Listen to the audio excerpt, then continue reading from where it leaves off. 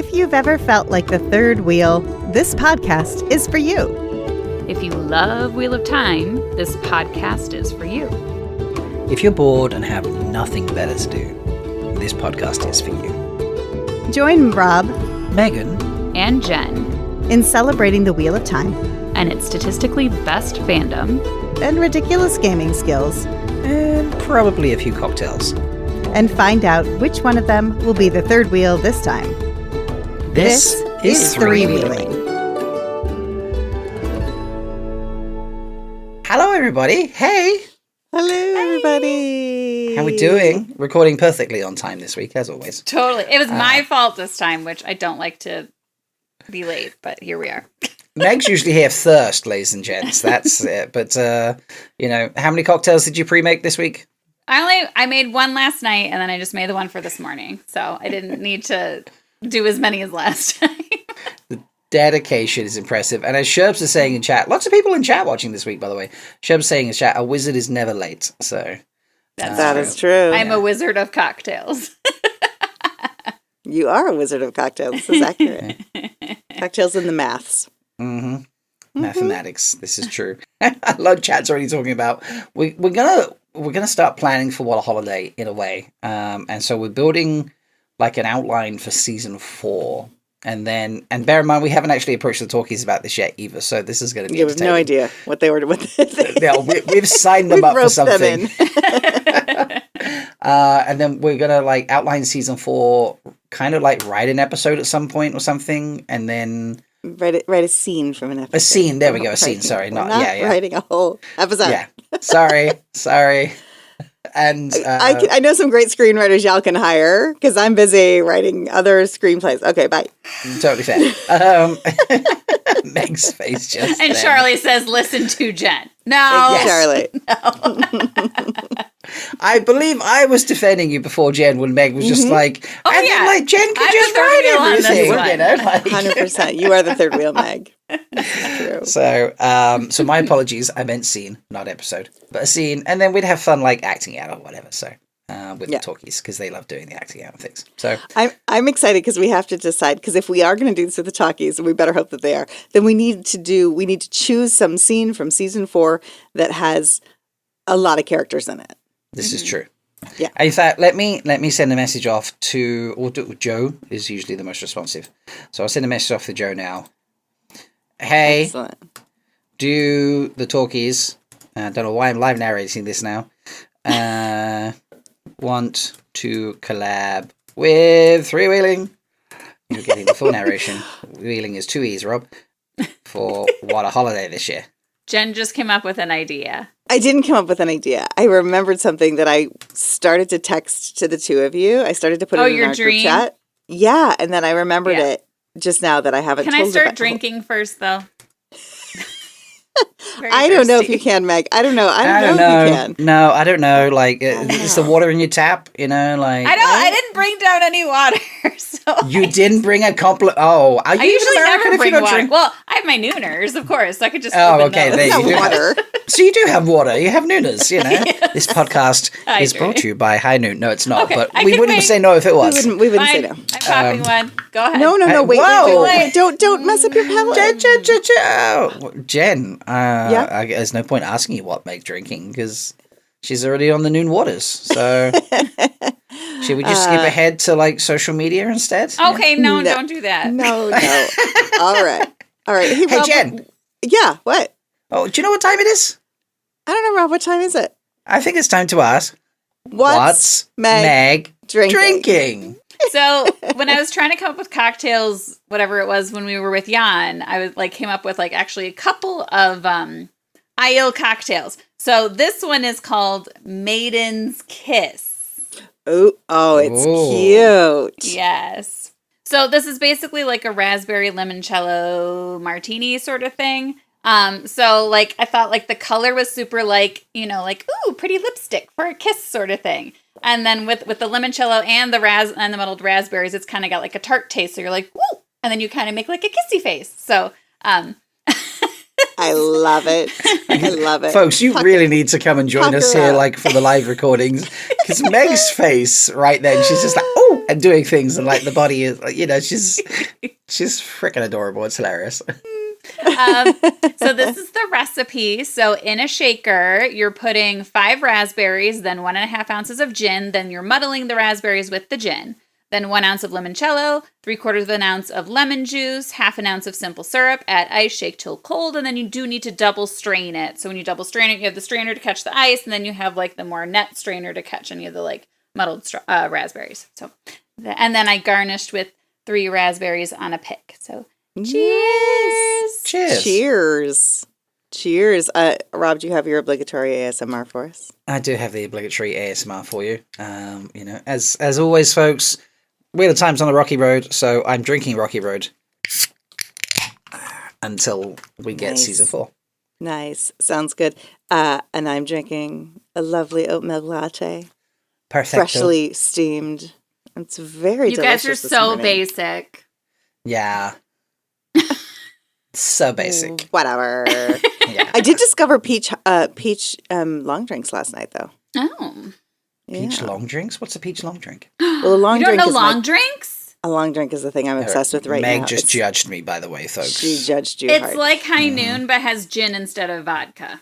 It's Megan and Troy's fault because Megan was like, she knows I hate High Noons. And so she was like, sorry, if we're being sponsored by High Noons, I will drink one on the air. I feel like we need to actually contact High Noon to get a sponsorship. Maybe we could get long drinks. For some reason, I don't think they watch our podcast or listen to it. So I don't think so, but maybe we can get long drink to sponsor us. It's gin and like essence of a fruit. It's usually the original is a grapefruit flavor, and it's just incredibly refreshing. Very low alcohol. It tastes delicious, and I've been obsessed with them ever since Megan and Troy got them for me last year. I think at Christmas, and then or maybe at Dad's birthday, and then yesterday for some reason at the store the peach ones were on sale, and the grapefruit ones were not. I've not wanted to try any other flavor. Very low alcohol. Charlie's asking very low alcohol. 5% ABV about. Yeah, just very drinkable. Yeah. Very drinkable. But it, you can drink one and be refreshed and drink it like a soda more than worrying about getting drunk. But but the peach ones were there and on sale, and I was like, well, that probably means they suck if they're on sale and the other ones weren't. But I got them and it was delightful. It was delightful. I had one last night. It's really good. I like it. Long drink if you want to sponsor Three Wheeling. We won't say no. Nope. I'll drink those not. too. I mean, what won't I drink? But I feel like that's a new segment. What won't Meg drink? What is Meg not drinking this week? Kombucha, that's for sure. Kombucha. I have kombucha in my fridge too. Oh God! Speaking of Valkyricon, that was last weekend. I can't believe you recovered. Are you recovered? I got back on Monday afternoon, and I didn't have work until Wednesday night. So so I had some recovery time. But it was a good weekend. It was such a good weekend. It went like a dream. Charlie's in chat. Charlie, did you have a good time? I had a great time. It felt like our best one yet in terms of like how well it went. So yeah, it was. Charlie hated it. Yep, there we go. I get you, Charlie. It's all right. I understand. Charlie's like, no idea why you keep going. I saw you having the worst. She was like, I saw you having the worst time on the streams. So yeah, like we nailed the sound on the streams this year, which I was so happy about. Juliet came on the Saturday night, judged the costume contest, and then sang her sing along. And sang the sing along, which was so funny because it wasn't, like you can take clips, and like there are a couple clips out there which look a little slick, and then if you're actually there in person, we're like clearly not a choir, the audience singing along.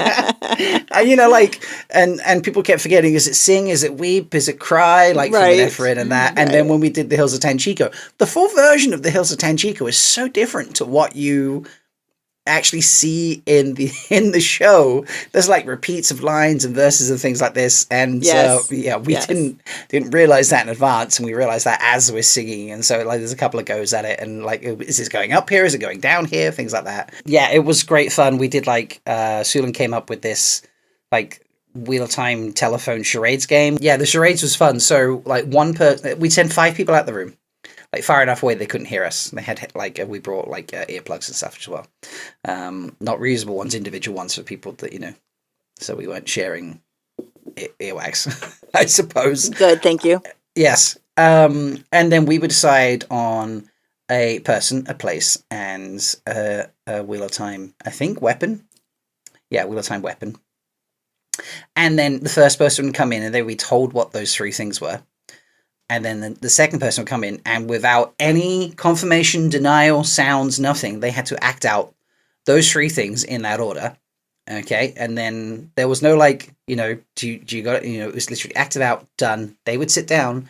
The third person would come in. Again, no sound, no confirmation, no denial. They'd act out in the same really order. Fun. And then you get to the fifth person, and then you say to the fifth person, okay, what was the person? What was the place? What was the thing? Or whatever it was type thing. And we'd have all five people lined up, and we go from 5 to 4 to 3, and it's get what they, they would tell us what they thought it was. Yeah. And then you get to the first person to be like, so what actually was it? And they would say the three things, and we'd be like, hey, and it was absolutely dying of hysterics. It was so funny. That's amazing. Might be one of the best panels I've ever seen. It was absolutely brilliant. So good one there, Sulan. But yeah, going back to the Juliet one, Juliet confirmed a theory that I have spoken of here on the podcast. Yes, I was so excited by this. So the discussion, yes, Igloo Bomb Balefire was great as well, Sherbs. We had Charlie Zureel and Camille doing that one, and the three of them it was great fun. I got up and did 3 random names, but I decided to decide whether I was going to do Igloo Bond or Balefire to each one as they came up, rather than see all 3 and then make a decision. Oh, nice. And I think I iglooed one of the Shanshan people whose name eludes me right now, and then I balefired Matt, and everyone was like, "Ooh, really controversial." And I was like, "Wait, let's just see who I bond. Before you judge me." And then, Charlie's like, balefiring Matt was genius, because who did I pull out for the bond option? Ruark.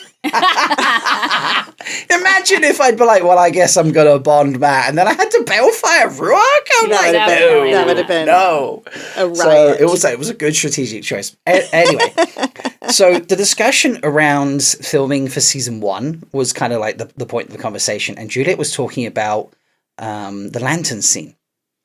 We'd previously talked about the difference between the book character and the the actual character she played in the show and things like that. Mm-hmm. But we got talking about the lantern scene and the things she was filming. She's like, and it gets cut, it's not actually in the show, but she confirmed that the reason they were all crying so much, she's hugging Abel and the family's depressed and the Matt is so obsessed about protecting his sisters, is because there was previously another child which had died as a result of negligence, and that's why she's a drunk, he's a fucking piece of shit, and Matt is the way he is about his 2 sisters. And I was just like, I have been saying this for years, and I felt very vindicated.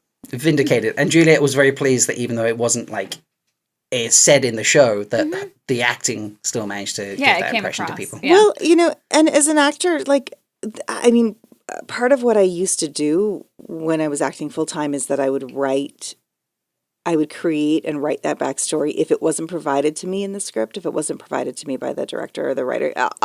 My early career was a lot of very small co-star roles. So you're not going to get that kind of meat in the script or from the director. But yet if you don't you fill your backstory, then you're just not giving it an authentic performance. And for anyone to be able to discern where what that is and what you're trying to portray, even if it's not on screen, is such a win as an actor. It's you saw it, you it's great. It's literally she spoke to me after. She's like, I can't believe you actually. I was like, yes, I have said this on podcast episodes, and I'm not the only one. Other people have said this too.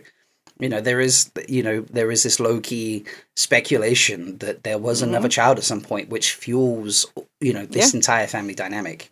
So, well, and it also to me it people are randomly, I'm sorry, but the book club's saying he's randomly changing Abel's character and Natty's character just for shock value. I'm like, no, it gives them some depth. Those characters in the books are very one dimensional. Yes. There's nothing to them, and if you're going to have them on screen, it's kind of important to give them something to do. I don't know. Yeah. Give them some reason to do something. So. it just now makes me feel extra sure about the Padden Fane Slayer combination hill that I'm dying on. So It fueled your confidence. Maybe you only get one win, though. no, because no, seriously, it's going to be a thing. I've just, one day I'm going to catch up with Rafe and just be like, this was the thing, wasn't it? Tell me Raimi's going to tell me, or someone's, and they're going to be like, yeah, I'm glad you saw that coming. But we just didn't have, Amazon and Sony were just like, no. Maybe it'll happen in Teleranriad because, can I share my dream?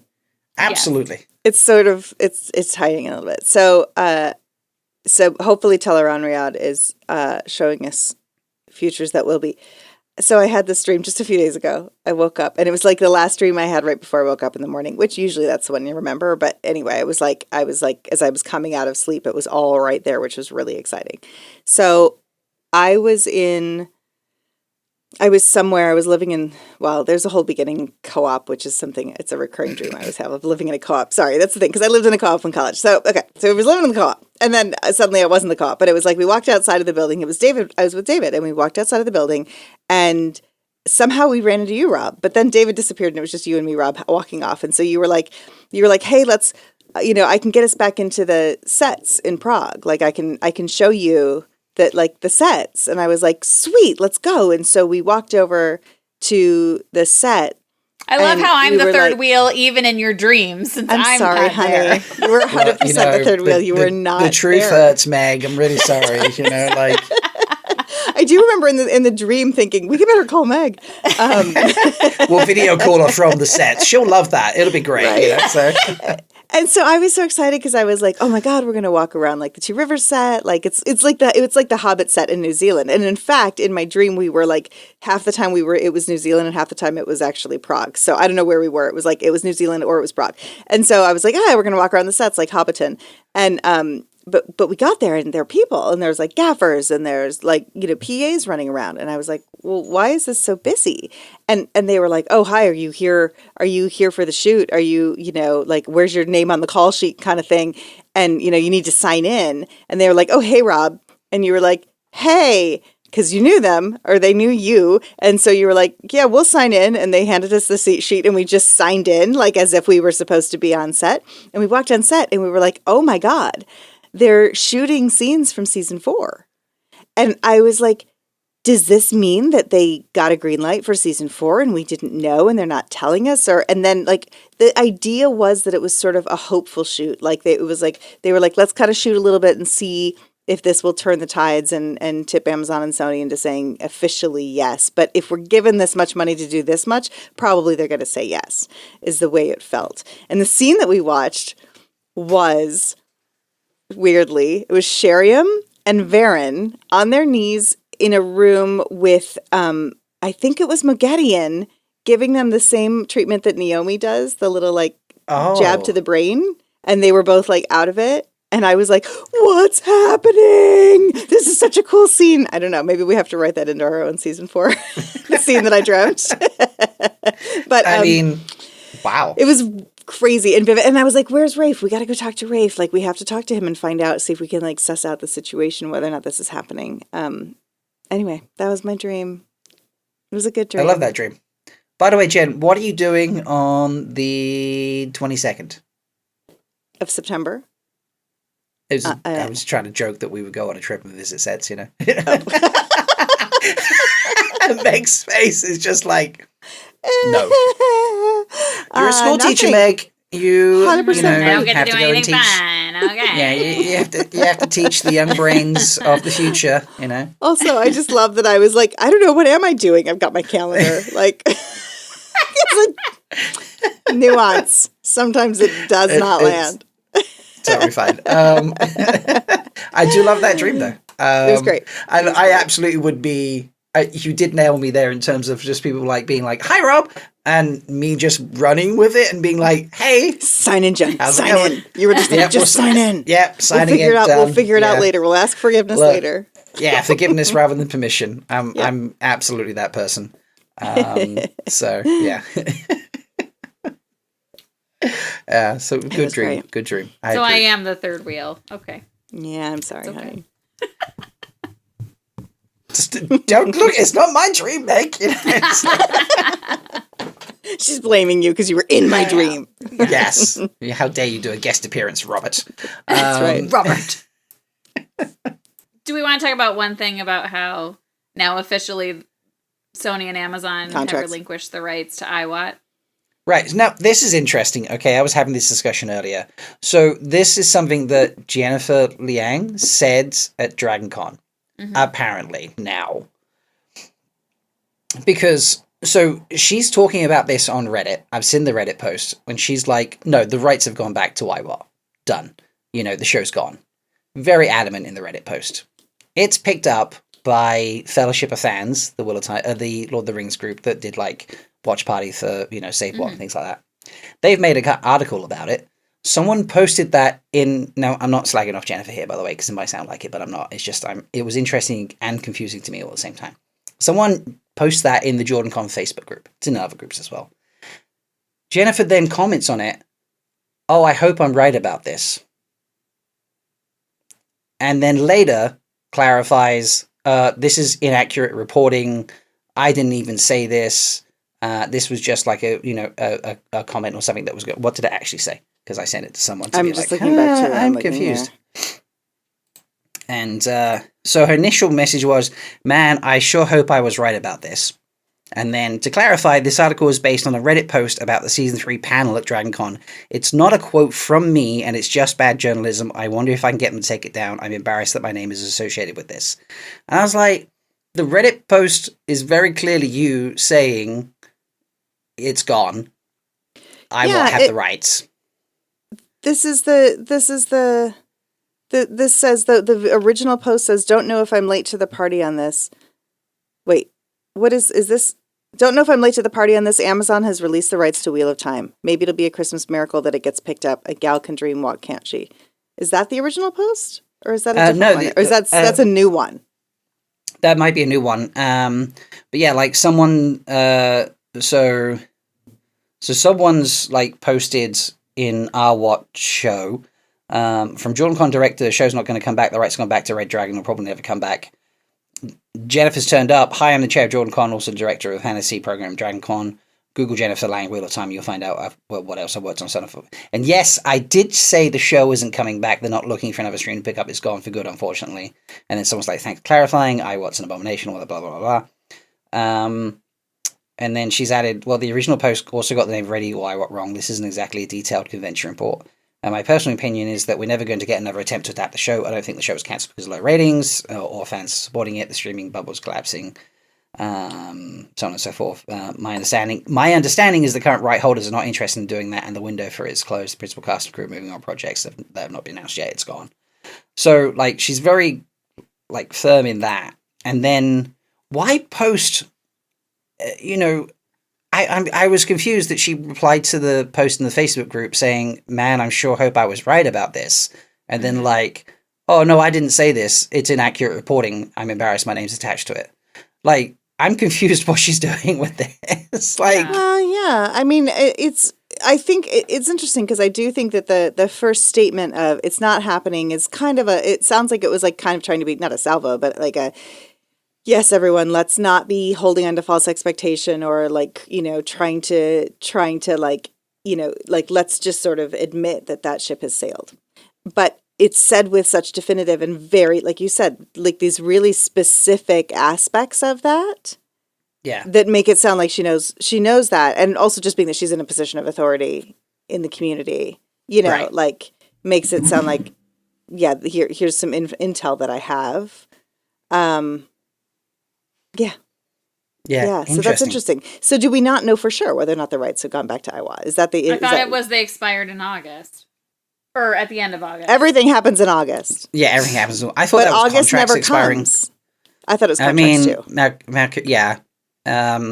So John from What Up put a video out. I haven't watched, but someone summarized it. So the key things: Amazon apparently pulled the plug by not renewing the season 3 contract.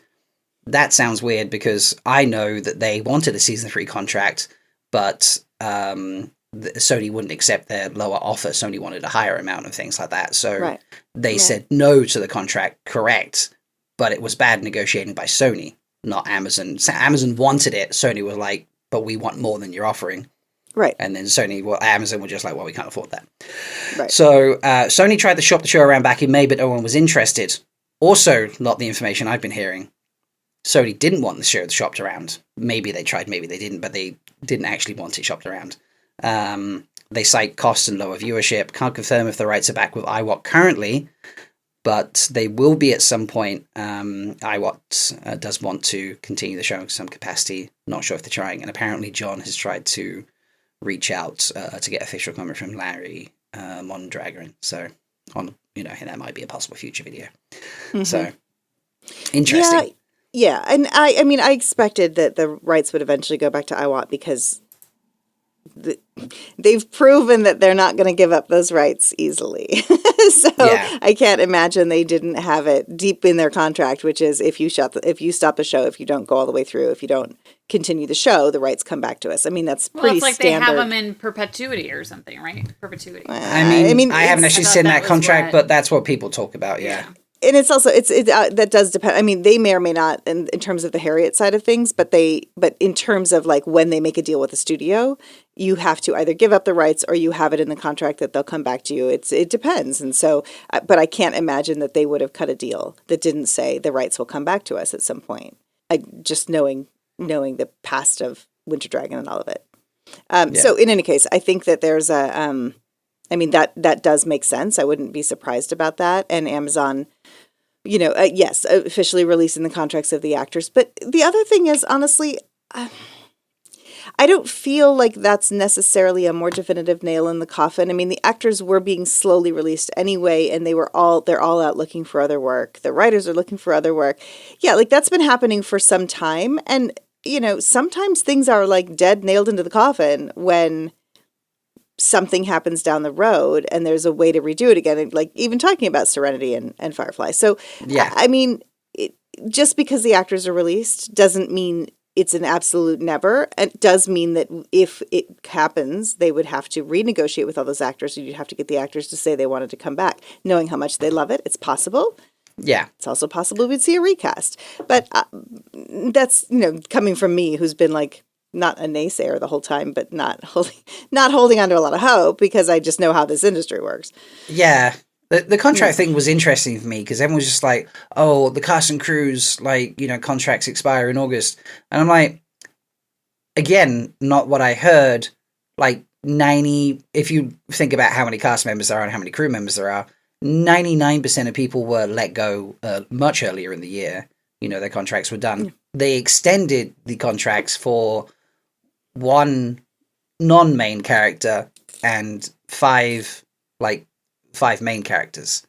Mm-hmm. And that to some point in August or beginning of September, whatever. And it's funny, everyone's just like, yeah, well, the cast and crew contracts are expiring this month. And I'm like, I mean, I'm not going to throw around names and things like that or who told me because that's, not something I can share. But it was like the huge majority of everyone was already a free agent. Basically when the show stopped, when the show finale came round, they were just like, well, I'm already a free agent, have been for months, Yeah, these companies have said it's too expensive. They're not going to keep a bunch of people on contract because there is a financial connection to that. Like you have to pay them to say you can't go off and be a free agent. You can't go off and sign another show. And, so it makes sense that they were just like, but just because a couple of people, Rosamund Pike, whatever, a couple of people are integral and we can't let them go yet, we'll extend them, Yeah. There was some no, we need these key people, but otherwise, So, Meg, you're being very quiet. I'm letting you guys talk. But also didn't... But we want to hear your opinion too, so... We do. When did Megan, you'll know this, I think. When did Rosamund post her, I'm hanging up my ring? That was it wasn't July. that long. I want to say it was around WatCon time. Yeah, that feels I think accurate. It was. Yeah. So I mean, whatever that meant, but yeah.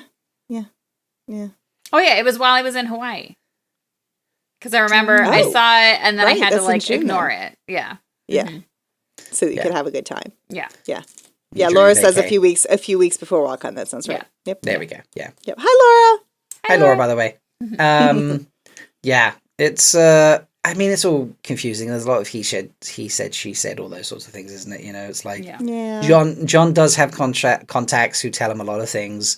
John does share. I been told John shares sometimes not misinformation, but like not 100% accurate information, just so he can like protect, sources and people and things like that, which I totally get. Because he doesn't want to be narg. But yeah, like I have some people in the know who do tell me things from time to time, and some of them just don't correlate. So, even within that, there's confusion and chaos. And obviously the only people who actually know when the contracts expired are Amazon, Sony, and the people who signed those contracts. And their lawyers, yes. And their lawyers, yes. But there was another bit of interesting social news. Did you see that, Meg? I mean, I see Kira hanging out with Marcus a lot and Sybil Ameti, but no, probably not whatever you're talking about.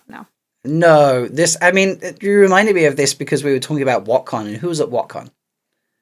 Sharon. Oh, because she's teasing something. Yes. So Sharon put up a teaser post, like last week? I think so, yeah. Mm-hmm. Yeah. Of like something just around the corner. It's not season 4. And then she said, no, not season 4. I was like, no. It would be interesting if Sharon were their choice of person to tease season 4 if that were coming. Right. I mean, they might have noticed how much we love Sharon. So, but yeah, like that was really interesting. Do we have any guesses on what Sharon is teasing? I think it's her exhibition that she's probably talking about, or her book. Yeah, I'm hoping. One of those two things. Do we have a preference? I think it would be the tour first. I think if she, I think that would help promote the book. And presumably, like a book of those costumes would be. Yeah, I mean, it's still going to take. That would take more time to put together. It could be an announcement about the book, but Laura in chat reckons the costume exhibition, not a book yet. So I hope so. Yeah, I hope so. I mean, because the book would probably take more time. Probably. Yeah. Folks, listeners at home, comment which one, or if it's something different, you can have other options, obviously. Mm-hmm. It's really season 4. Can we say Laura, that? Can we say that, Laura? Can we repeat that? No. Okay. Fair enough. There we go, folks. That's a secret that just got shared in the live Patreon recording, and you are not allowed to know about it. So give us your money. Get the money. Yeah. now the other patrons listening are just like, ooh,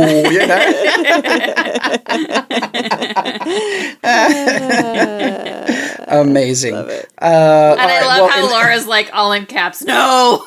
Yeah. That's why I was like, Rob, I was like, wait, can we? Yeah. for sharing that, Laura, I will also share something in chat too, and then I'll just see what my co-hosts say. We're really selling the Patreon this week. We are, Sarah.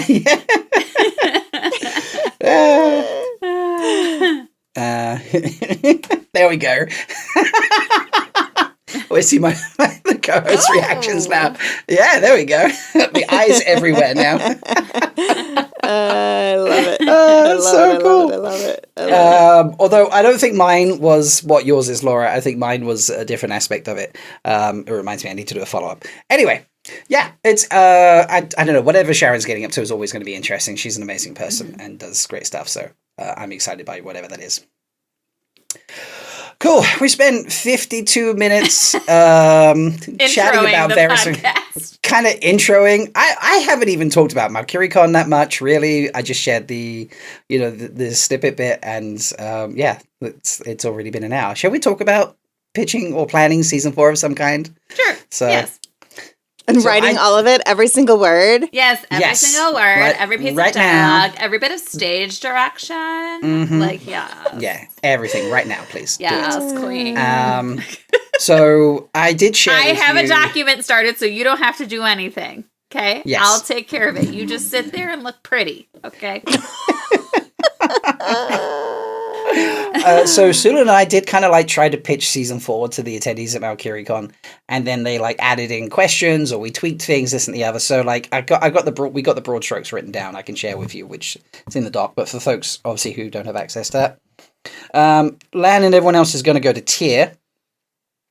Nynaeve and Elaine get captured by Leandrin, but Matt avoids being captured. We have Liane and Varen heading off with Shuriam to find Saladar, and they find Logain on the way because he's escaped Kyrian. And then somebody pokes him in the head with the memory thing. There we go. Sorry. See? Mm-hmm. The Wonder Weebs, as Sulan named them, Galad and Gawain, end up in Tyr somehow to help Matt. Matt's going to form the band in Tyr, because we also thought that rather than go to Kyrian, Couladin... Oh, no. Couladin would go to Caemlyn rather than Kyrian. And Rand takes Kalendor by the end of season 4, so we spend some time there in Tyr beforehand. And we thought as a fun Easter egg for us, Balar would be some kind of random guard who gets Bale fired. Because he's such an ineffective foe. We're not going to have Dumai's Wells in season 4. Like the capper for season 4 is going to be Rand, quote, saving Caemlyn. Okay, and your mid-season thing, your mid-season high is going to be Moraine versus Lanfear. And then we've got in like episode 5, Rand declares the amnesty for channelers and sets up the Black Tower in Tyr, which is extra interesting because they have a law against channeling. Egwene still goes to Saladar, finds the loophole for becoming Amlin, and Logain will be there with Varen and that sort of stuff. In episode 8, we get the Shido dealt with. Ravin's gone. The episode ends with Rand in the box, so you got a good cliffhanger for next time. Because Elida would have sent the... Leaving him in the box for a year and a half? Well, we're not actually going to, like, leave him, quote, in the box, but we're going to, like, I was, like, be really interested, like, just have him shielded and captured, and then you could open season 5 with, like, Rand in the box, or, like, just post trying to escape and get beaten up. You go in the box, and the camera goes in, and it goes to black. Yeah, smash to black, something like that. The only thing this sort of left hanging was the Perrin sort of plotline. So we're going to bring forward his later White Cloak plotline and sort of bring that closer. We'd have a lot of Wolf Dream stuff happening for him, Perrin's trial, all that sort of stuff. Alana follows Fail.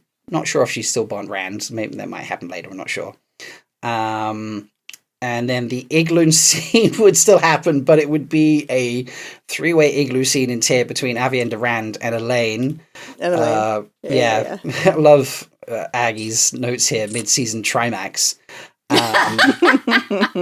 And when, like, we could, because we would still, so I think we still had, Rand would walk in on Aviendha and Elaine. She'd run off in embarrassment because she does still have a thing for Rand. They have to chase her down, the saving thing, and then, like, she gives in, and then, like, the rest of the igloo stuff kind of happens anyway. Charlie says polyglue me. Yeah, polyglue me. Polyglue me. Polyglue me, yes. And then we would really key into the crazy ex-girlfriend thing when Lanfear finds out, because the messenger would come and be like, yeah, so he's, like, sleeping with Aviendha, and he would, like, the messenger would go to say, and Elaine, but Lanfear would be so just off the hook straight off the bat. She'd be like, head pop, and just go psycho. And that's why she'd be like, where is this Aviendha, rather than Aviendha and Elaine. Yeah. So you still get the book moment. Yeah, but also it could be, because in the books it's Aviendha and Egwene, but he and Egwene aren't together anymore, but she's still like, who is it? Which one is it? She doesn't know who Aviendha is. She thinks Egwene is Aviendha. Oh, right. Because Egwene is, she doesn't know which one of them it is. It's right. It's only who is Aviendha, but I like the idea of it being that she's actually beating the shit out of Aviendha and Elaine. Yeah. Instead of Egwene, she doesn't know Egwene's already gone. And she walks in on both. She there. She's like, she can dream walk wherever she wants. She sees him. This she is catches true. him. Oh, sorry. Go on, please. We figured Lenny would be on to Ravine, and he'd have to execute her as a result, and that would kind of be the indicator for Morghese to be like, something's wrong, I need to leave. Ravin would still kill Matt as per the books and Avi, and that's more fuel for Rand. And then we thought we need the Redstone doorway to be somewhere else. So we have Laris Food Trucks Inc. doing the smuggling out of the Red Doorway along with Varen and, everyone else and stuff. So, yeah, there's a lot to take in there. It's written down. I've gone through it very, very quickly, folks. But yes, broad strokes, we go to Tyr and do that sort of stuff. The Shido go to Caemlyn. Mid-season is Lanfear and Moraine. End season is saving Caemlyn, forming of the band with Matt. Matt also found out about his mother at some point and tries to leave. can't leave, ends up killing Coolandon and forming the band, all that sort of stuff on screen, obviously. And then Perrin's stuff is just pulled forward because of the White Cloaks connection, and so he has something to do for the season. It's kind of like big broad strokes there. Yeah, so that's what. Jen, but we can change that. Let me ask you this, Jen. Is it yes? For your purposes, would it be easier to just focus on season 4 first, or do we want to get like broad strokes for the 8-season arc so you know what you have to put into season 4? Are you talking to me as the podcaster, or are you talking to me as a showrunner? Well, we have you here for a reason, so. Wow, the look, ladies and gentlemen, the look. From both of them, actually. I mean, like, yes, you're a podcaster, but why wouldn't you look at it through your showrunner lens? So. Well, no, I would. I mean, I'm just saying, like, if you were just saying to me, like, okay, we're gonna just like we want to write a scene for What a Holiday, blah blah blah. But I can't. I have to have the big picture as a writer. So if I'm writing a scene, I have to know the episode. If I'm writing an episode, I have to know the season. If I'm writing a season, I have to know the. Let me just say this: we don't have a show to talk about anymore, so let's take as much fucking time as we want and do this the right way. Yeah, absolutely. I mean, no, and I would love to, because actually that's what I was doing as Rob was talking. This is full spoilers. David's not listening today. Okay, good. Yeah. So, but this so and everybody who's in chat is full spoilers. But because what I wrote down was you said something about Rand in the box, or at least captured and shielded. You mentioned Egwene going to Saladar. I've imagined Dumai's Wells in season 5. So I've imagined, like, in my head, but what I don't think I'd put 2 and 2 together, and I really like this, is having Egwene, having Egwene take the Emerald seat right when Rand is getting put in the box. Like, she's taking it in Saladar. Obviously, Elida is still in the tower. But, like, so we have this ascendancy of Egwene at the moment that Rand is at his lowest, or what seems his lowest. It's not going to be his lowest, but it seems the lowest at that point. So I think there's something really, and we as an audience would be like, oh my God, yay, Egwene's going to come save him, which is not what's going to happen. But I think that there's something really interesting about having that juxtaposition. But I see that somewhere like in season 5. Was where I was thinking. Do we want, like, especially since we've talked a lot today, do we want to, like, just kind of come up with, like, the rest of the arc for the whole series? And, like, talk about, like, the big moments that basically we would need to get to in each season? Do we want to focus on that today?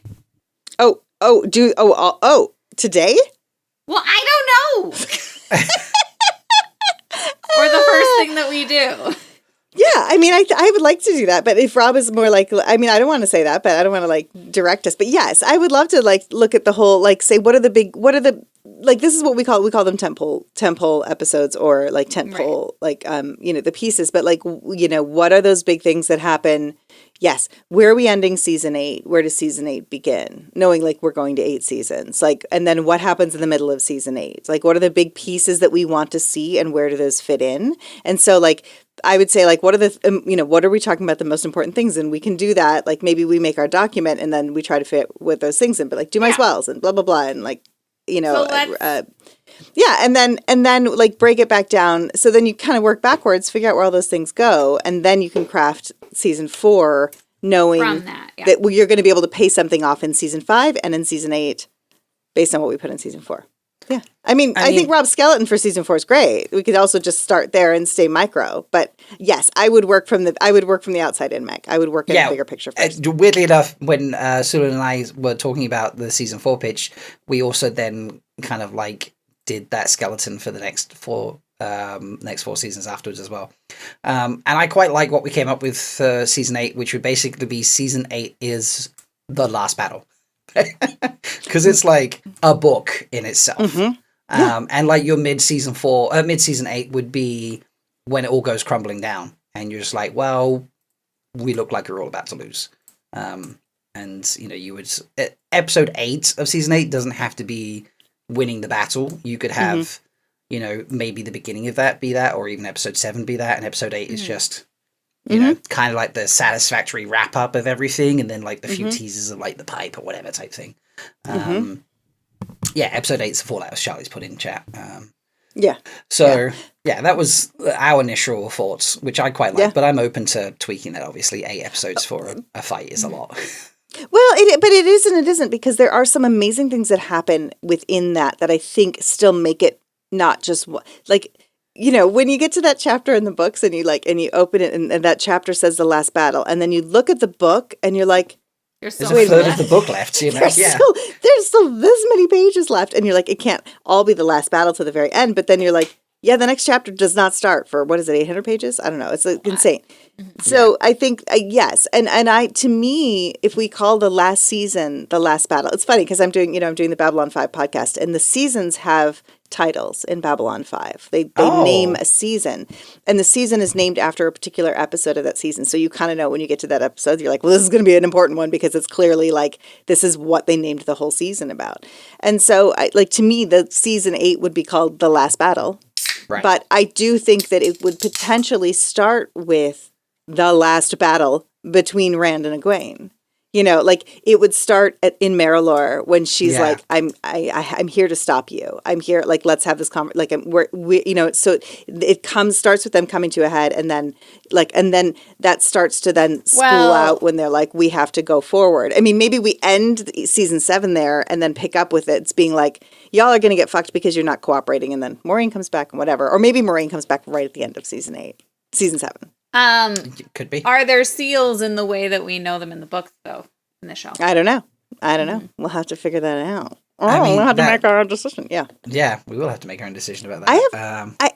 Okay, now talking about story stuff, I have a quick question because I'll look this up after, but this is like also because just because what I would also be doing while I'm like tracking the plot points of those seasons is that I'm also going to be tracking the characters, and I normally have. Oh crap! I just took them out of here. I normally have these like 8-foot boards that I got from Disney when they had a big fire sale with like they're 8 feet long by 4 feet deep, and so you hang them on the wall. And David and I we write down each scene on a sticky note, and we put them on a Index 3x5 card, put them on the thing, and then so I would also be, and sometimes I have one that's got my character name, so it's got Egwene, Rand, blah blah blah, and then I'm tracking those with I literally put pegs and threads, like a crazy person, and it's not crazy. That's how you storyboard things. Yeah, so, and I track their story arcs, and so. And they're not independent of one another. And that's why I'm like the idea of like Egwene being up here when Rand is down here, I love. And then I like them switching. Does Veins of Gold happen at the same time that Egwene is in the White Tower? I think that's right after. No, I think it's after it's after the battle of the White Tower, and she's officially raised as Amerlin of the White Tower, and they're having their meeting in the hall, and she looks out of the hole in the wall in the hall. And sees the clouds over Dragonmount, and then sees the sun coming through. So. Which I like that moment, and I probably wouldn't change it. But part of what I was saying was like Rand. But see so in that moment they're tracking parallel, like because Rand is at his worst and she's at her worst. She's ascending actually earlier than he is, but then they both ascend together. I think maybe that's okay. I don't know, because sometimes I like to have their character arcs through this. Anyway, their threads. There was something we spoke about when we were doing the pitch for season 4, where someone like ended up like they kind of like reversed their roles by the end of the season, and I was like, look, it's a nice that bookend type thing that they keep doing in the show anyway. I can't remember what it was. It'll come back to me at some point later. But yeah, like I like that as well when characters do that, like especially linked characters, in whatever tangential way it might be.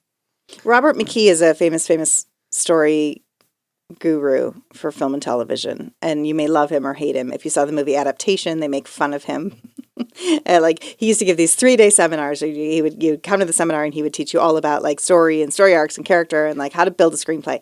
And he's really amazing. He has a book called Story, and people love and hate him, but he teaches a lot of really great, both basic and also like the way that he explains them are great. We've talked about some of them before, but one of the things he does is he's like a scene. If a scene doesn't have a character go from high to low or low to high, yank it. Like if you aren't having a change in your character in that scene, then there's no reason for that scene to exist. And then stretches that out over like a sequence, which would be like a few scenes back to back. And in our case of like because he talks mostly about film, he's crafting a film, not a show that has, right, not a series. But it's the same kind of thing of like, I agree with that for a scene. I agree with that for a sequence of like things that are happening. I agree with that for an episode. You need your characters to change in each episode. Even if their change is like going to be bigger over the course of the season, you still got to make some difference. Otherwise, what's the point of that episode? Yeah. So, yeah. And I mean, this show gives us like so much room for that too, because we're tracking so many characters. And the character we didn't talk about in season 4. And so you bet, Rob, if we're going to use this skeleton, I'm going to be like, we got to horn some of this in there, is where's Nynaeve? Yeah, she's not just captured for Matt to come get her. Captured, yeah. Right. Then you left off. I did left off. I think we discussed and so we unplanned just because. So Sula and I made notes about what we can do for season 4, and then I left the notes here before I went to Prague. And so Sula and I sort of met up pre-panel when the quiz was on, because this was the Sunday, and sort of in the end we started talking about things, and then we kind of rewrote our notes anyway, and then we basically had Agonor, who was running tech for this thing. He was typing all the notes as it went, so there were things that we said that weren't written down fully. And we did have the Megidian. Oh, that was the parallel thing. So we had Lanthir and Moraine having a fight, and like Nynaeve and Megidian having a fight. Ooh. Maybe kind of at the same time, you know, and in one end you've got like, you know, Nynaeve winning and taking out the Forsaken or whatever, and she can get collared or whatever, you know, the nitty gritty decides it's going to be. But then you had Lanfear and Moraine, like basically the you know, they're going through the doorway, and in essence, like the Forsaken kind of wins a little bit. She's called Carnage in that, yeah. So wait, I love that because Nynaeve, but they were setting this up in the show last season, and in the books it takes a long ass time to get there, but Nynaeve takes over Moraine's role. Yeah. And she takes it over with Rand eventually, and we saw her taking it over with Matt at the beginning of season 3 when Matt was like, I need help dealing with these voices in my head. So I love Lanfear taking Moraine out just as Nynaeve triumphs over Megidian, and like so now there's a vacuum and Nynaeve steps into it. I love that. So I love that. I mean, I am taking notes. I hear you typing. So I've got that for the end of season 4, right? I think we had it kind of like mid-season, along with like Moraine and Lanfear had their battle mid rather than end. Yeah, rather than end. What are you thinking, Jen? Well, I mean, I can't, again, I got to look at it from the backwards. I have to go backwards. Because do we want to save, I mean, we all thought, did we? I don't know. Like, all season, they were like, I'm going to die. I'm going to die. I'm not going to be here when Rand's here, blah, blah, blah, blah. It was such a false setup of Maureen going to be surviving this season, not surviving this season. And so, like, we all were like, yeah, we all know it's coming because we read the books, and it's obvious that you're setting that up in the show. And so, honestly, I don't feel like it was a surprise that he pulled out the rug from under us and said, guess what? She's not dead. But I have also hung on to originally I said she was going to by the end of this season. So I don't mind the false safety we feel, and that it actually happens at the beginning of season 4. Because Nynaeve just had her ascendancy into being able to control her power. We're going to have to set her back down again. Obviously, she can't just be OP from here on out to the end of the show. Well, that was it. We thought that Moggy would capture them on the boat. Matt would escape due to his luck. Mm-hmm. It'd be like the first example of his luck happening, you know? And then he would have to go do the rescue thing, you know? Yeah. Which he does in the Stone of Tear anyway, in the book. So again, another book moment written in. So like, those, It's she could die at the beginning. I don't think that would be it. I mean, she could, but it doesn't either. I mean, I feel like you just ended with a battle. I feel like you can't jump right back into a battle between have another battle. Yeah, with I think that's why same pairing. You know. Mm-hmm. Yeah, that might have been why. Also, I think mid-season. that the loss of Swan being a new element that we don't have a template. We don't have a path for that in the books because that's new. And also that being so much, not more meaningful, but more meaningful to Maureen. obviously. So I think that is, I think exploring Moraine's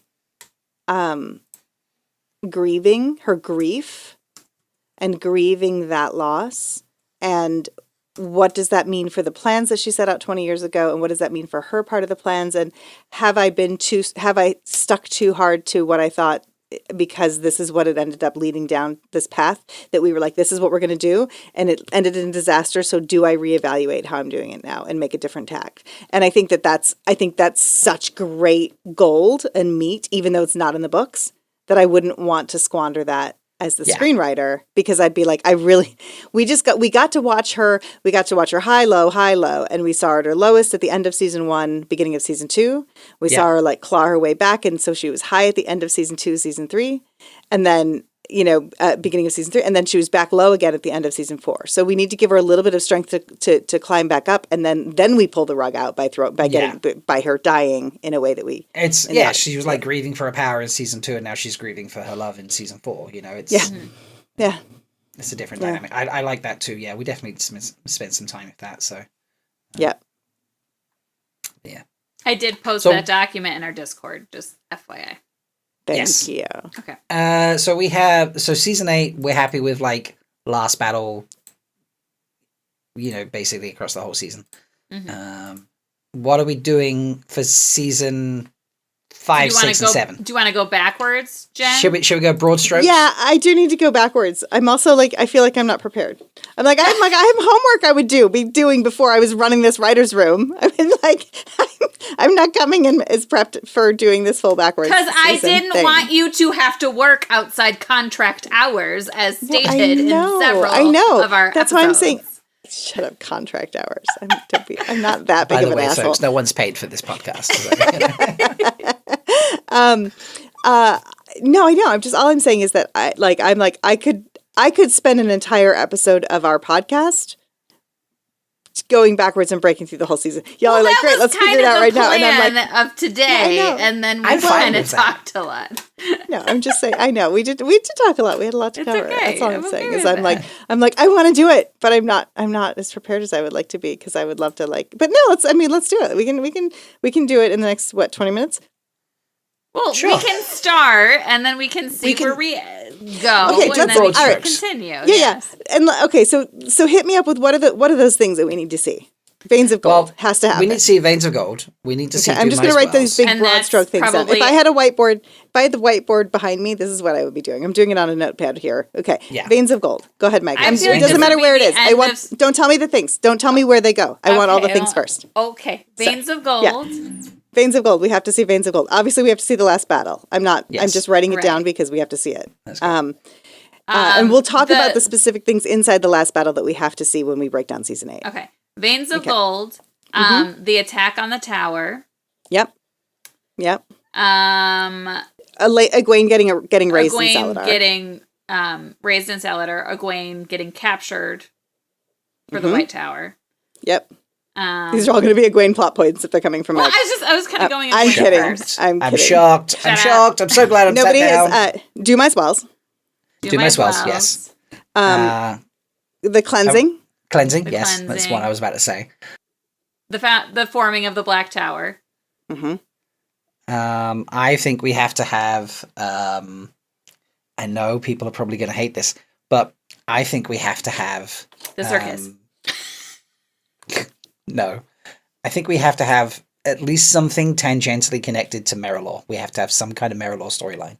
Doesn't have to be, but we need some form of, parents' leadership battle situation in essence. Yes, and I might put that in last battle, but in terms of the specifics of things that are happening as connected to the last battle or leaning into the last battle. But I'm just going to write down Merilor as its own thing right now. Before I subcategorize it, and I agree. And when you say Merilor, are you? I mean, not Merilor. Mjolnir, not Mjolnir, but whatever he calls it, Manhalan. Oh no, Maridon. No, Maridon. Yeah. Oh. Where Fael gets captured. Sorry. Yeah, that whole Shido bit. Got it. Yeah, we need that. The forming of Mjolnir, Mjolnir, like the hammer. Yes. But yes, we need the forging of the magic hammer. That is my favorite Perrin scene. When he forges the magic hammer. Yes. Yes, it should be just your favorite scene, but we'll forgive you, Meg. Also, I'm just going to call it Forging the Magic Hammer for the rest of my life because I like the That's okay. Forging the Magic Hammer really fits. Spear and magic hammer. Yeah, there needs to be something like there needs to be some sort of Meridon. Agreed. Like Yes. As much you don't as I have to have the long. Can we not have him? Here's what I'd like to take out: the circus and the fucking leather knot. Yes, that. Yeah, was we what can I was take gonna out the say. leather knot for sure. The circus, really. I think, should Actually, be a I don't tidbit mind we seeing can throw him. in I at don't some mind point. seeing. We need I don't the mind seeing him make the knot. circus. We need the We could- circus. That's so No fun. circus. We already saw the circus. We saw As it. we plan it out, Charlie likes the circus. Okay, I'm going to put circus here. Okay, here's my virtual whiteboard. Are you ready?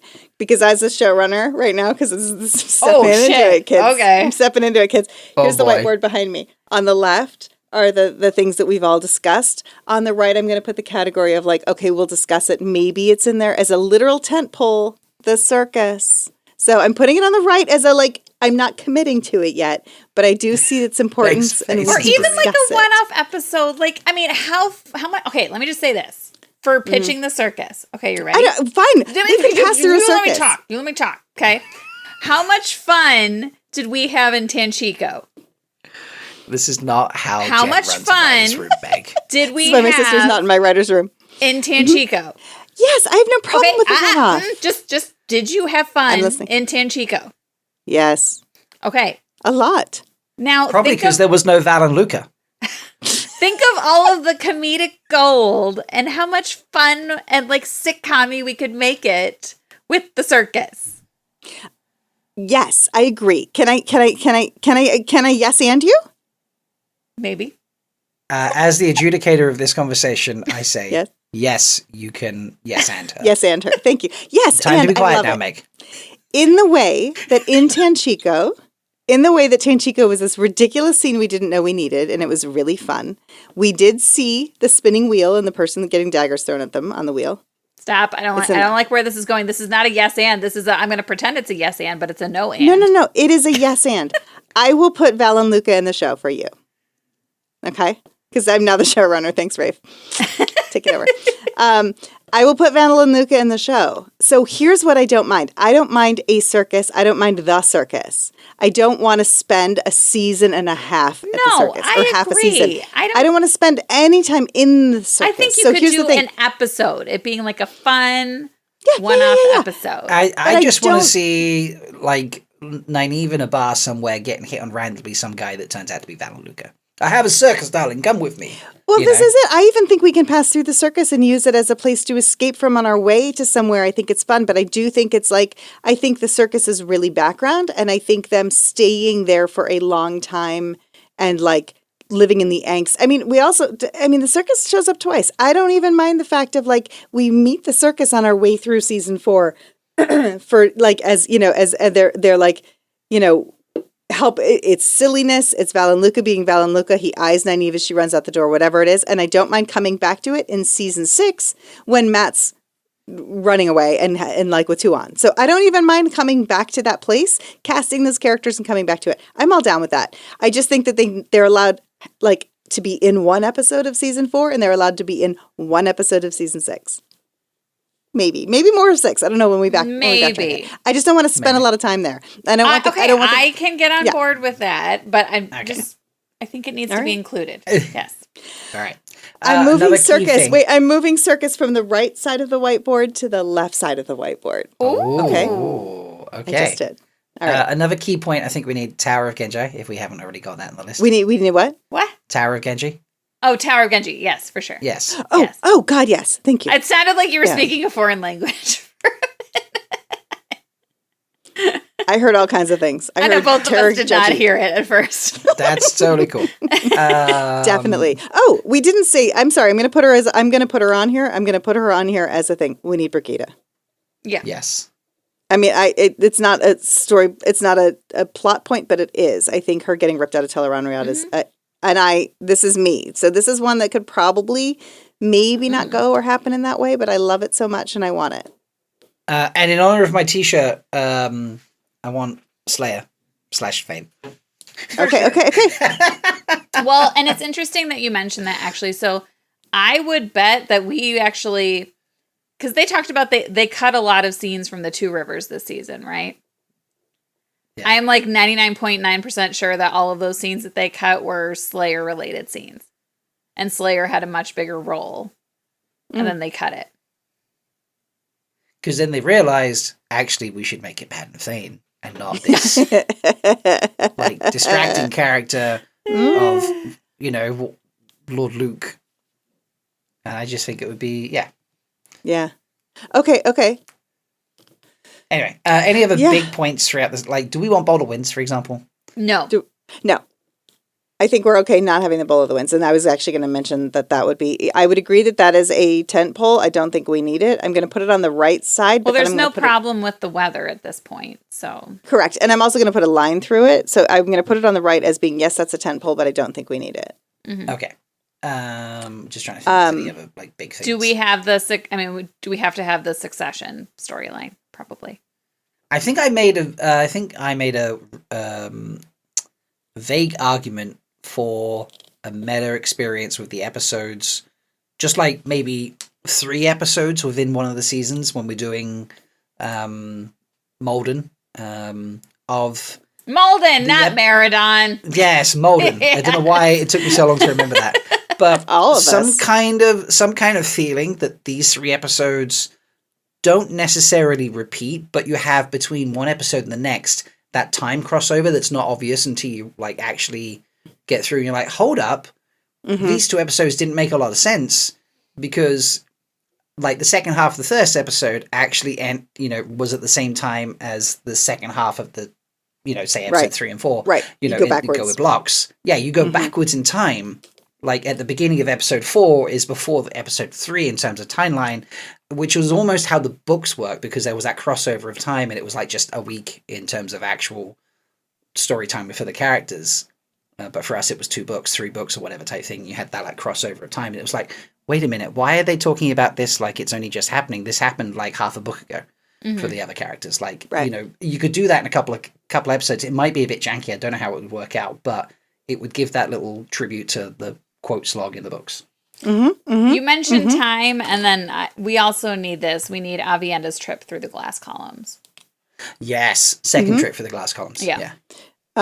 Yes, and also, I'm sorry, I just moved Succession over. I just moved Succession from the left side of the board. I moved it over to the right side of the board, and I actually drew a line through it next to underneath Bowl of the Winds. I don't think we need the Succession per se. I think we need. I think we need. What we need is Elaine to become queen, right? But I don't think we need the. Honestly, like Morghese fucking up her friendships and like losing control. That's already happening. We see that. But I don't think we need all of the Aramilla of it all. We don't need the like all the houses. We don't need it. I mean, I like what that does for Elaine in the books in terms of really giving her that ascendancy and like earning it. And I think that she will have to earn it because Morghese is going to fuck it all up. But I think we don't. I don't think we need all those plot lines. It could be alluded to in half an episode max, No, and she could just be like, I got to go take over and take care of my place. I just meant basically she needs to become queen. That was more what I meant by the Succession storyline. I mean, in essence, we've seen the end of a Succession war anyway with that cold open for Morghese. So, And what we'll see is, I think what we will see is Elaine do it without brutality. So I think what we'll see is that she is able to gain that respect in that space without just lopping people's heads off. Yeah. The last time Trakan took the throne through a succession war, this is what happened. Yeah. I will not be that person because I need your trust. The last battle is coming. And we must be, we need every man, woman, and child together to fight. Yeah, I think we might see a mirror of that scene. I like that she's like, it's the people who have, I think we'll be seeing that in the background. I think Morghese fucked up. We'll see these people like trying to take over and be like, she's a brutal bitch who cut off my mom's head. I'm going after her or whatever. And then we start to see that that's happening. And when we come back in and Elaine wins it and we think that everybody's expecting her to do exactly what Morghese did. And Elaine is like, I fucking need you at the last battle. I want you there. This is different. And this is who I am. I'm not my mother. Oh, I got the chills. I like the scene. I just wrote it. Yeah. I'll write that scene, Meg.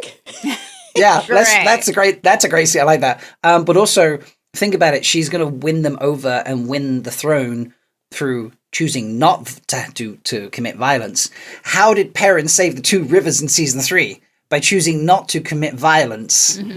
And, you know, like mirrorism of those, yes.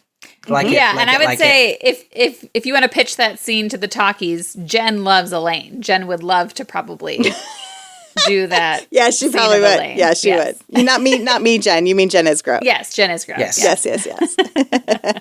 that could be a lot of fun. But I like how that mirrors Perrin saving the two rivers. She saves Andor by you know, not killing everyone. And growth through generational trauma, you know, like yeah. And you know, and I was going to say that Brigida might have some chilling effect on Elaine in some way of that, but I think Elaine has already shown herself to be that person, a little. So, yeah, I just think I can't wait to get her there. Like, I can't wait to get Elaine there by season 6, if that's where it is. 6 feels right. Yeah. Yeah. Okay. Other tent poles. We need Tuan stuff. Yeah, we haven't even talked about the Shanshan. We are absolutely cutting. I mean, any relationship between Matt and Tylen, I would just like to cut. Yeah. Oh, Matt and Tylen is out. Yeah, I'll put it on the right. Even if we put it in the show and was like, let's make it a healthy relationship, we're addressing it, you know, in essence, and rather like, no, let's just like remove that completely. It doesn't need to be there. No. Yep. You know. Yeah. And he can still get Tuan's attention. Yeah. And be in that sort of situation or something, but he doesn't have to be, you know, chased by Tylen. Like, no, it doesn't need to be a thing. No, it does not. Do we have forming the band on there? Oh, we didn't. I'm putting. So it needs to be on. I had forming the band in season 4 outside of Kingman, but yes, the forming the band needs to be a thing. Yeah. I also like, and part of. I mean, I think that also the other thing is what we can do too is I mean, I think the plot tent poles are in here, but then I think it's good I think it might be fun also to look at each character and say, what are the things that we want to see for their growth? Like for Matt, we do want to see his relationship with Tuan. We want to see him forming the band, him trying to run away from it, but then forming the band and stepping into that role. We want to see, you know, Egwene's ascension, but we also want to see her humbled, and then we also want to see her learn that lesson and go along. And we heard from Rafe that there's the talk of someone else teaching her that I think will be Lyanna. We all think will be Lyanna. You know, like Avienda's arc. I just think that would be a really fun thing to do too, is to make sure that we're putting in like where each of these characters is, you know. Yeah. I mean, Rand's is, you know, reasonably easy to follow. And I'm also curious about what you just said. So this is really interesting, because if we were going to talk about Perrin's arc, and you're talking about Perrin's choice to lead without violence, Perrin leads Dumai's Wells. So that's interesting, because now what we see, I think in some ways, like, so, and also, God forbid, like, okay, like, there's also some things about season 3 that I worry felt like they were like, we may have to be wrapping up some of these storylines a little bit. And so giving Perrin some of that closure with violence and his choice with Padden Fane in that moment did help complete the circle of Perrin's arc from the first episode with Layla's death, in a way. And, you know, and we all know that that's Perrin's struggle throughout the series. And it's more about leadership now than it is about the Battle of the Axe. And I think that that's okay. But we are going to have to watch him if we were to follow our path through Dumai's Wells, and Perrin being the one who comes in and, you know, there's not no violence going on here. Well, for me, my immediate thought there is, like you say, he's dealing with leadership now more than violence. But sometimes in this kind of world, in this scenario, leadership means you have to cause violence. You know, so it's like a different element for him there. Like, he has to learn that being a leader, and then this is where like the Maiden stuff comes in, where he's like, okay, I don't actually want to. Hence, I want to, you know, drug all the Aes Sedai or the channelers and things like that, and just like sneak in and get out, and, you know, like minimal violence and things, because he realizes he's forced to save Rand for Dumai's Wells by committing an atrocious amount of violence, both personally and as a leader. Yeah, and it's just like, I'd learned so much, and like I saved the two rivers. Why can't I save Rand? Like, okay, I should be able to save Fael without violence. And then, like, you know, he still has those ebbs of flow of, you know, in this time it's, you know, leadership leading that decision making, as opposed to, you know, is it the axe or the hammer? And he can still then resolve that with the forming of his magic hammer. So. Yeah. But yeah, taking it from a leadership perspective also shows growth. Like, you know, it's not just a case of like, do I kill people with an axe or do I like build things with a hammer? Like, that is a very simplistic look at it. You know, in the real world, he is a leader. You know, you can't save Rand from his situation without at least the threat of physical force. Yeah. You know, and that's you can have him trying to deal with the trauma of that, running through the battlefield and just being like, what did I do? What did I cause? How many people did I lead to their deaths? You know, I should not be a leader, you know, and then. Yeah. You know, it's interesting though, because I would argue, I never thought about it this way. I think part of why the slog is the slog and feels like the slog. And I always go back to the leather cord and the knots, and I just get annoyed by that. But I think part of that issue is that having just reread book 4, and reread that beautiful progression of Perrin's leadership skills as he's going around the 2 rivers, and he's just like, all I want to do is I want to get our people back. I want to get Natty and the girls back. Like, that's all I want to do. And I'm just going to get in, get out. I'm just taking care of like these few people because Matt's my best friend. I got to do this. Mm-hmm. And then he turns into a leader, and they're like, it's because you're Tamarin. But he becomes the leader. And by the end of it, he really does step into that role. And we watched that in season 3. We watched him at the end. We watched the conversation of Fael being like, fucking get out there and lead your people, in a microcosm. If we spend, as we do in the books, the next 5, 7, 8 books, if we spend the next few seasons with him being like, oh, I shouldn't be a leader, you know, like, and going back into that, I think that's why Malden feels so sloggy for everybody, because we're like, Perrin already learned this lesson. Why are we learning this lesson again? Him going off by himself and being like, all I got to do is get Fael. It's just a repeat beat of what we saw at the Battle of 2 Rivers, and he excelled and he stepped into it. So I think that's why it feels so sloggy for so many of us. And I think that I'm sure this theory has been talked about, but I think that's part of it. That's why I get frustrated with Perrin, is I'm like, but I already watched him grow. He can grow more, but he doesn't have to learn the same exact lesson again. Yeah, and that's what it feels like. Mm-hmm. And so I think touching on, I think making that more nuanced is the way to make it interesting in the show. Yeah, the balance of leadership and violence, you know, rather than just being like, oh, I don't want to be violent. Yeah. You know, or I can't make a decision without Fael, or, you know. I do like the I will let the world burn to save you aspect. I will let the what? I will let the world burn to save you aspect. Like, oh, sure. You know, in terms of the world, you're kind of selfish. You know, but also kudos for your dedication to your fellow human, you know, the person that you call your soulmate. Like, kudos for that as well. Like, you know, I can never judge someone for that decision. Mm-hmm. No, and it's a really human decision, and it is one that we explore a lot in film and television. Is, you know, would I be willing to sacrifice the entire world to save you? Kinda. Yeah. And I think that is, you know, and it also plays in so much to Lan's story. The duty is heavier than a mountain. And, you know, we hear Lan tell that story to Rand over and over again. He does say it to Perrin here and there, but like, it's really, that's the conversation between Lan and Rand throughout the books, is like, face your duty, do your duty. And Rand takes that to heart so early that he's like, I'm going to be hard as a rock so that I'm doing my duty. And he doesn't get it. Perrin has a different version of that, and I think that, you know, like Lan stepping in and being like, hey, wolf boy, get your shit together. You got your wife back. Come save the world. Like, you know, there's something to that as well, and like that balance. And anyway, I just watched Star Trek Strange New Worlds last night, and there is the thing of like, do we save one person at the risk of all these other people? Which is like, well, you know, Star Trek's been doing that since the fate of the one of the many and the many and the one, whatever Spock says. when he's in the chamber, in Wrath of Khan. Yeah. Oh God, what is it? The fate of the many outweigh the needs of the few. No, the needs of the many outweigh the needs of the many outweigh the needs of the few. Yes. Yeah. And it's a very logical way to look at it, but it's not a very emotional way to look at it. Exactly. And Kirk does different.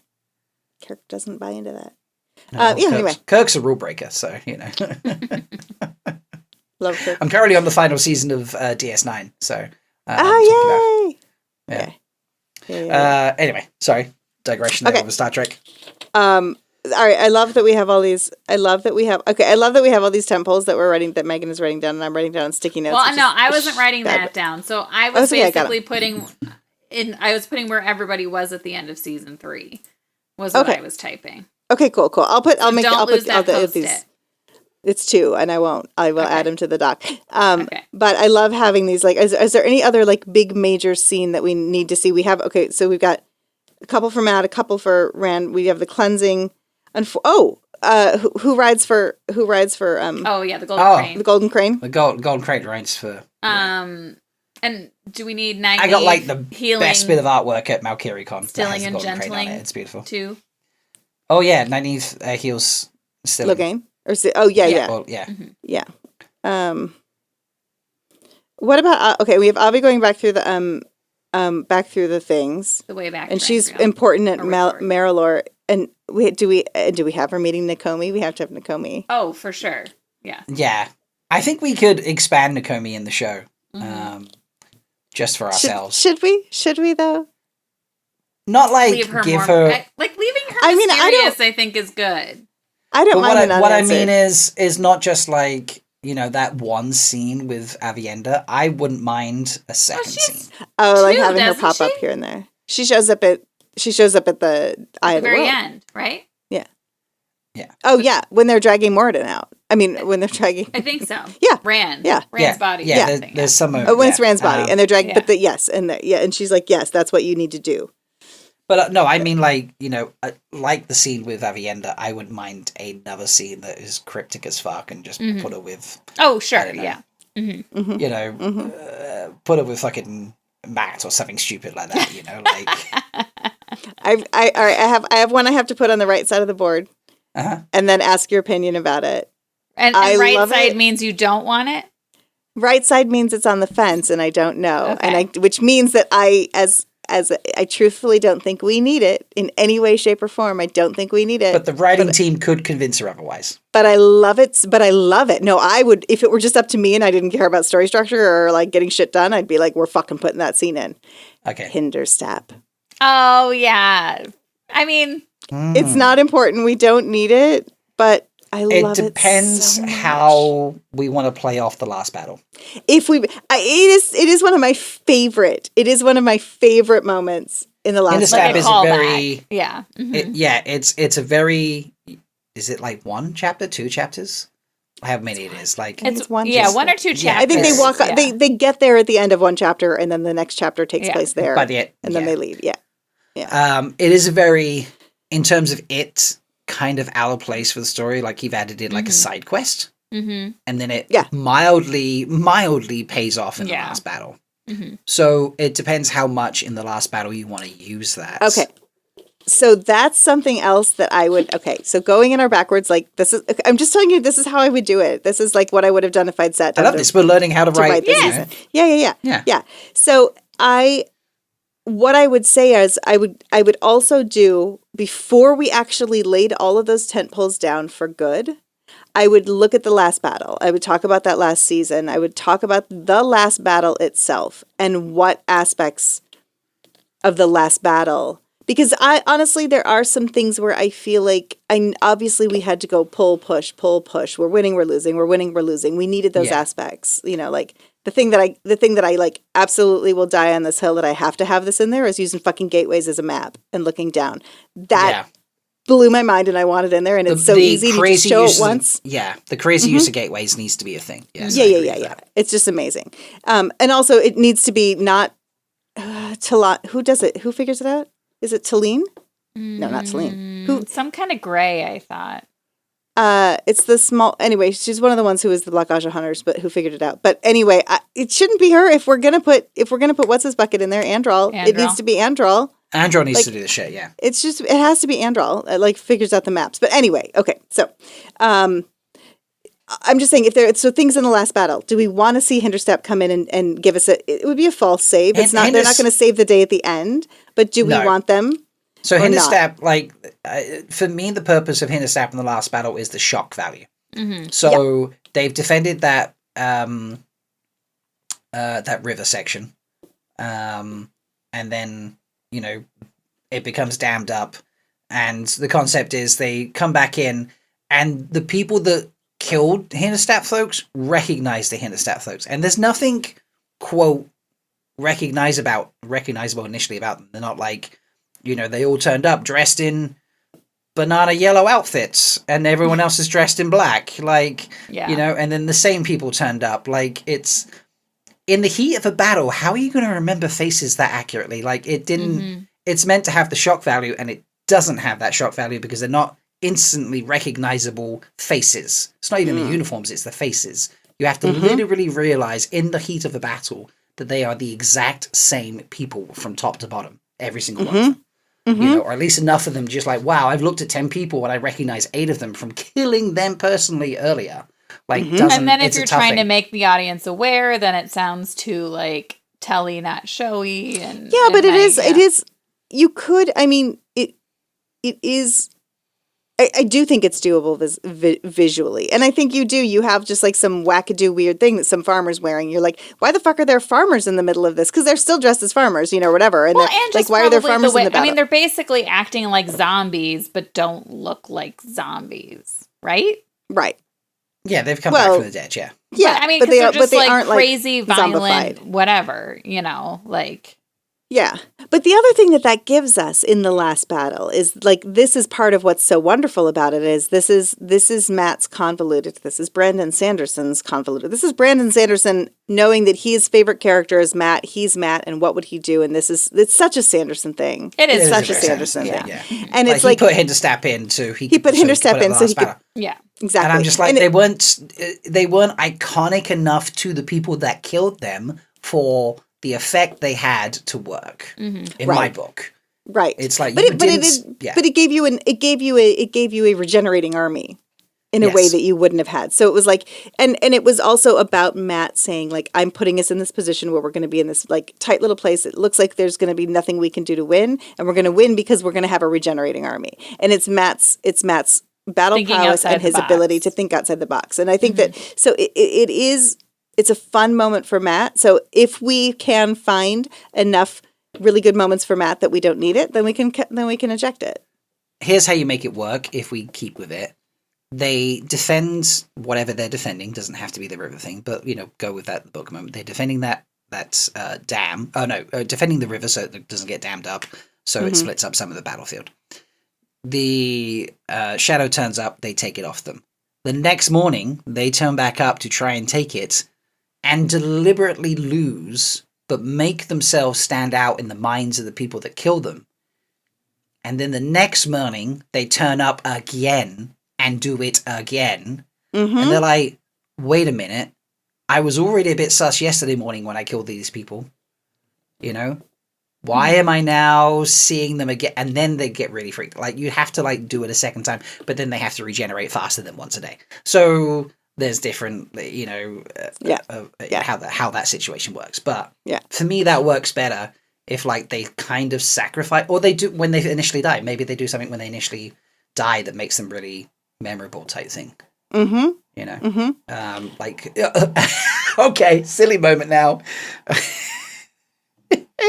Princess Bride, my name is Ingrid Montoya. There's some stupid statement they say. Yeah, like this is my name is Harold. I'm Harold from Hinterstep. Yeah, Harold from Hinterstep, and you will never kill me. Stabs next morning. It's Harold. I'm back. I told you couldn't kill me. And you're like, what? There we go. Cheesy moment. Yes. Cheesy Ingrid Montoya moment. Yes, but also really fun. And look, I mean, you know, we're still talking about crafting a whole season. I know this is a show that doesn't have 22, so you can't have throwaway episodes. But like Meg said, we needed the fun and the silliness of Tenchiko, of the Hills of Tenchiko, like that. We need that lightness. Someone in chat said it. I think Charlie said it. Like, yeah, we absolutely need the lightness. You have to have some moments of levity. A zombie episode, light or not, but a zombie episode is sort of a tropey thing that every show has a musical episode. Every series has a zombie episode. Like, it's fun and funny. We expect it. You know, it's in there. And then so like if we have a Hinterstep in beginning of season 7 or even somewhere at the end of season 6, but we have a Hinterstep in there, and it probably season 7, and then it comes back 15 episodes later because we're now deep into episode 8 or season 8. Like, it's really fun to bring that back. I think that there's a lot of fun. And if the writing is done well and the actor delivers it well, you could have it as a tribute to that Princess Bride moment, which a huge amount of people who are watching Wheel of Time are going to recognize and be like, wait a minute, I just got Montoya vibes out of that. Like, did he say, like, you killed my father and I'm here to kill, like, what? You know, like, it could, you know, there's, it's like it's not an Easter egg, but it's like a tribute moment, you know, like it could really be fun. Yeah. And it also, it's at the time too. I mean, and I don't know about it's something else I just put on the right side of the board that I think I'm going to put an X through is the four generals. I think that we've all decided that the four generals, that storyline doesn't necessarily need to happen. But I do think that there's something interesting about, like, they know our plans. They keep knowing our plans. Like, the Shadow is able to take advantage. Matt has to come in. Matt, the wild card, Matt, the gambler. There's something fun about, I'm sending our people down to this, you know, like, we just have to hold this section of the river. I'm, you know, like, funnel them to the river, whatever it is. Like, there's this thing of, like, you're fucking crazy. It's never going to work. And then and so, like, Elaine is losing faith in him. Rand is losing faith in him. Matt dies on the hill being like, no, we need to do this. And and they're like, you're out of your mind. This isn't, you know, and then it works. And it's like, oh, this is what it means to throw the dice. I feel like, though, I mean, that to me is one of the main payoffs of his Foxhead medallion is the four generals thing, you know? Yeah. But you don't have to specifically have it be the four great captains. You could just have it be I feel like some of the generals. That beat still needs to get hit necessarily. Where you know, he's not vulnerable to compulsion. So he needs to be. So I think we could cut the great captains, but not cut the mind reading dream thing. Yeah, and it is the main people who, it is the people who are deciding the courses of the battle, and that they've come. I mean, you know, we briefly met the King of Galdon, and like he died, but you know, like we had. It's okay. I think again, we don't need episodes teaching us who Iturralde is. Like, we don't need all of that storyline leading us up to who he is. Like, we just grab a strong captain over here. We still think Agelmar's dead. Agelmar's alive. I mean, no, Agelmar's alive. Yes, exactly. Agelmar survived. There's a cutscene. Yeah. I was told this. So there was a scene cut where he pulled himself out the rubble.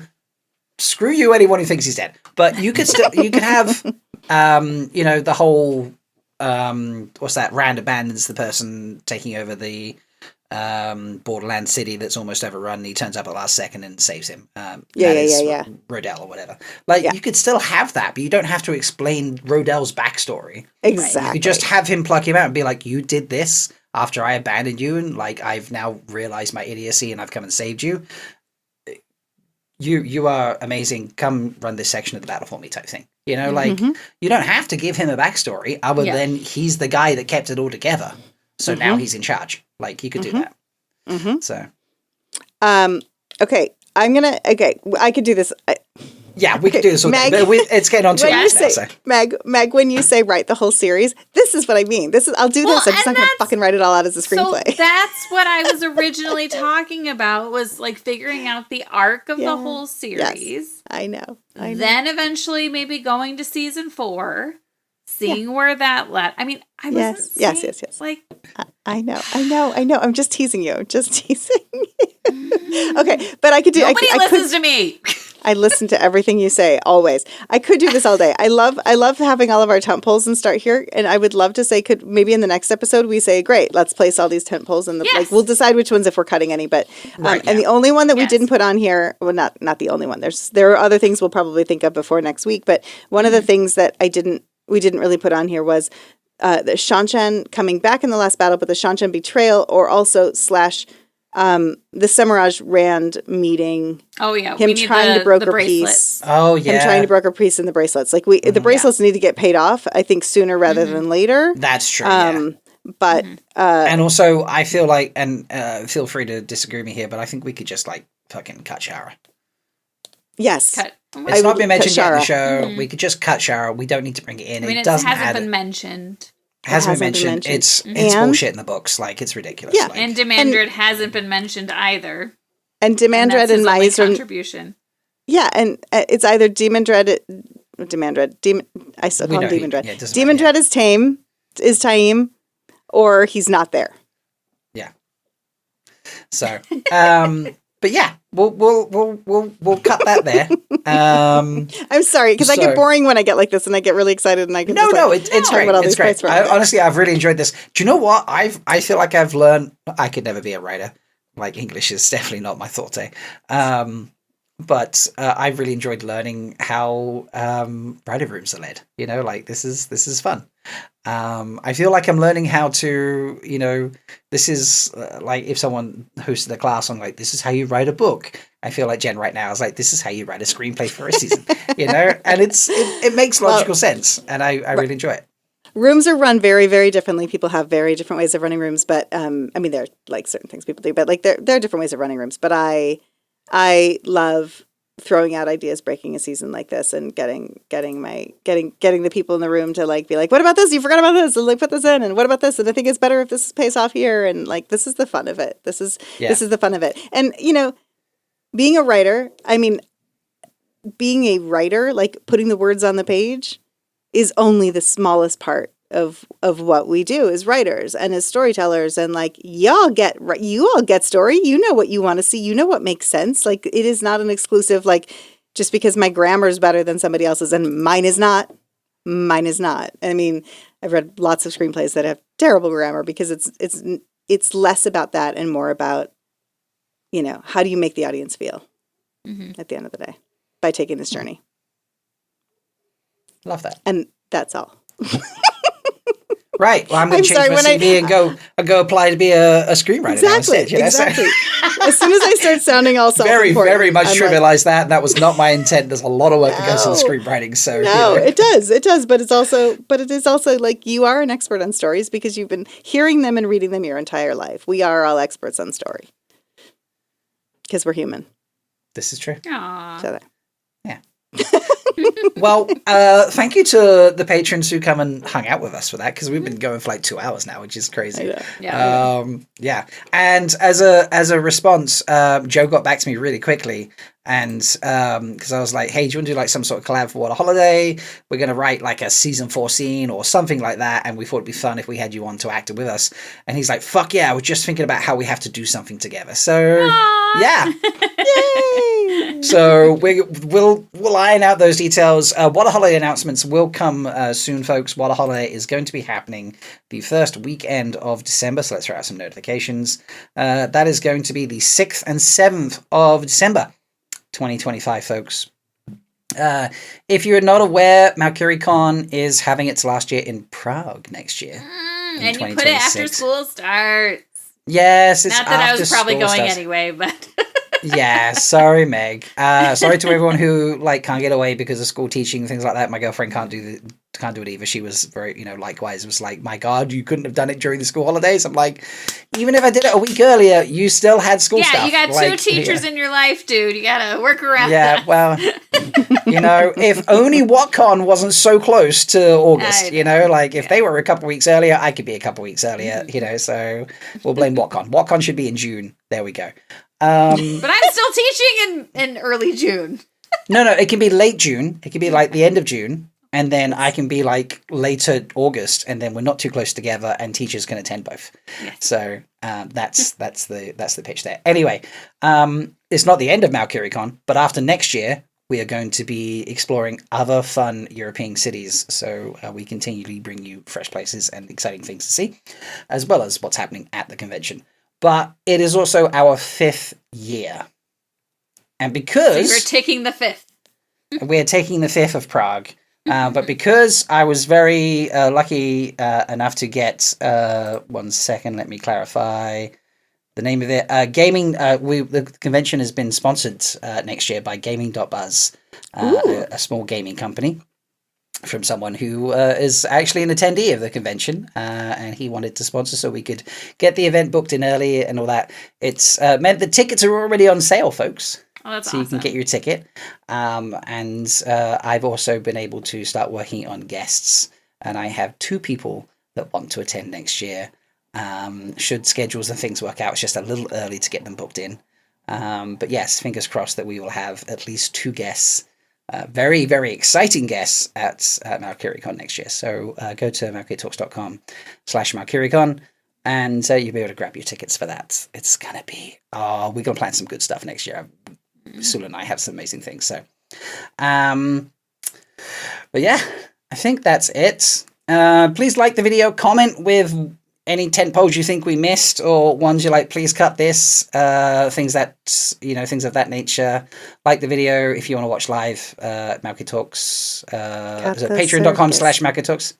Cut the circus. Cut the circus, No! Everybody wants to vote for cutting the circus. One year, Meg is going to cosplay as Val and Luca, is what I'm hearing. Yes. Ooh, Yes. that would be fun. You really should. I'm going to give you some well-turned caps, baby. Don't worry. Yeah, there we go.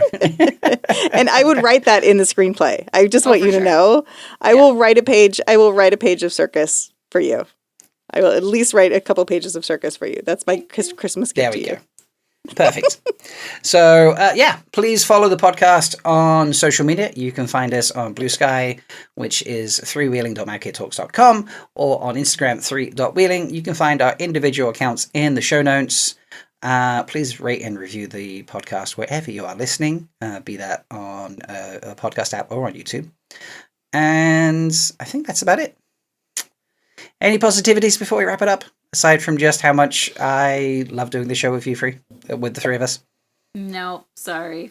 Same. No positivities. Same. Well, Of course. I have a positivity to share in that case. Okay. Thank goodness. Before season 3, I had my groceries delivered. Rather than go do a big shop, and I just got fresh deliveries, fresh stuff.